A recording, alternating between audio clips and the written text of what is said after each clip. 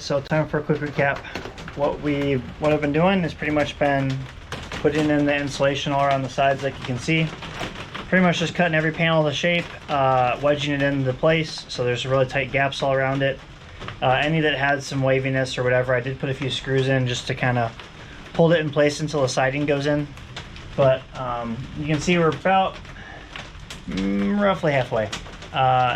And it's about time to eat lunch, so I'm gonna go do that, and then I'm gonna come back out and hopefully wrap this up.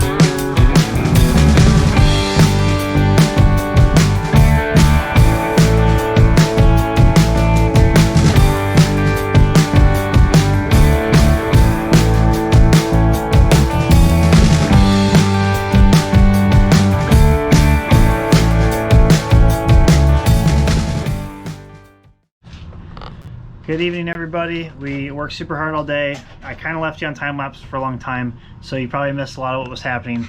But what we did is insulated the whole thing here, left this window cracked for the vent for the HVAC. We sealed all the gaps that needed to be sealed.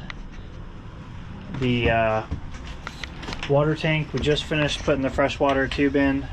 From there, we do need to add a breather, so I'll have to do that later. You'll also notice we actually are running our own lights now, so that's pretty sweet. All the lights for the actual cabin are working, and they're all running based on off of the solar power and the batteries right now. So we had some nice sun today after we hooked up the solar. See, it's over here telling us some information, the battery charge level and everything like that. We also got this guy hooked up too, so you can see your battery status. So you can see our auxiliary batteries on the right here are at 12.8 volts. Our car batteries are a little low at 12, but they haven't been charging and we haven't been driving the car, so that's pretty normal. I probably need to put a tender back on them.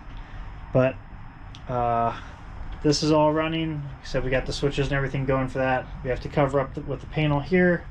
And again, you probably saw this yesterday, but the tile is done. It's all dry. I'm going to clean it out and put sealer on all the grout probably in the next few days as well.